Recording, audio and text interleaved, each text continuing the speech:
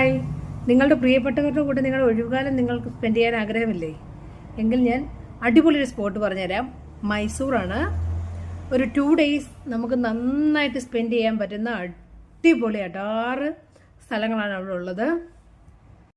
മെയിനായിട്ട് Tipu സുൽത്താൻ്റെ historical places, കോട്ട, മരിച്ച സ്ഥലം, മസ്ജിദ്, അതൊക്കെ ഒരു ഗൈഡിൻ്റെ സഹായത്തോടു കൂടി കാണണം കേട്ടോ. പിന്നെ വൃന്ദാവൻ ഗാർഡനിൽ മെയിനായിട്ട് ലൈറ്റ് ഷോ ആണ്. 7 to 7:45 വരെയാണ്. പിന്നെ ചാമുണ്ടി ഹിൽസ്, പിന്നെ സൂ എന്ന് പറയുന്നത് വളരെ ബ്യൂട്ടിഫുൾ ആണ്. ഒരു 4 hours ചുറ്റിക്കറങ്ങി കാണാനുണ്ട് സൂ. പിന്നെ വാക്സ് മ്യൂസിയം ഉണ്ട്. വാക്സ് മ്യൂസിയം എന്ന് വെച്ചാൽ മനുഷ്യനെയൊക്കെ വാക്സ് കൊണ്ട് ഒറിജിനലായിട്ട് ഉണ്ടാക്കി വെച്ചേക്കാണ്. സാൻഡ് മ്യൂസിയം ഉണ്ട്. സാൻഡ് മ്യൂസിയം എന്ന് വെച്ചാൽ സാൻഡ് കൊണ്ടാണ് എല്ലാം ഉണ്ടാക്കി വെച്ചേക്കുന്നത്. ഷെൽ മ്യൂസിയം ഉണ്ട്. ഷെല്ലിന്റെ ഡിഫറെന്റ് ടൈപ്സ് ഓഫ് ആർട്ടുകളാണ് അവിടെ ഉള്ളത്. ത്രിവേണി സംഗമം, 3 നദികൾ ചേരുന്നതാണ് ത്രിവേണി സംഗമം.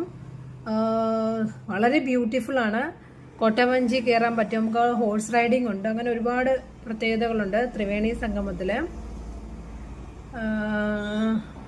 മെയിനായിട്ട് ഇത്രയും സ്ഥലങ്ങളാണ് കവർ ചെയ്യാനുള്ളത്. പിന്നെ അതിൻ്റെ കൂടെ അല്ലാതെ കുറേ മ്യൂസിയം ഒക്കെ ഉണ്ട് കേട്ടോ. ഈ ആർട്ട് ക്ലബ്ബുകൾ, മറ്റ് രാജാക്കന്മാരുടെ കൊട്ടാരങ്ങൾ, മൈസൂർ പാലസ്, അങ്ങനെ ഒരുപാട് സ്ഥലങ്ങൾ. ഒരു 3 days നമുക്ക് എൻജോയ് ചെയ്യാൻ പറ്റിയ അടിപൊളി സ്പോട്ടാണ് കേട്ടോ.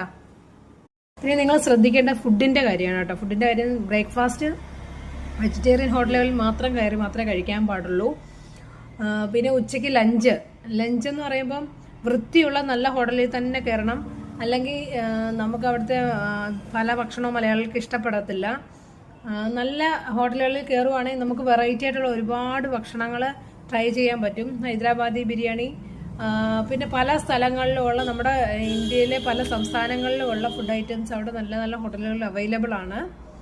അതിനകത്ത് നമുക്ക് കഴിക്കാൻ പറ്റും എന്ന് തോന്നുന്ന ഐറ്റംസ് നോക്കി സെലക്ട് ചെയ്ത് നിങ്ങൾ കഴിക്കുക. രാത്രിയിലും ഫുഡ് കഴിക്കുമ്പോൾ അതുപോലെ നല്ല സ്റ്റാൻഡേർഡുള്ള ഹോട്ടലുകളിൽ മാത്രം കയറി കഴിക്കുക. അല്ലെങ്കിൽ ചിലപ്പോൾ വയറിന് പ്രോബ്ലം ഉണ്ടാവാൻ ചാൻസ് ഉണ്ട്.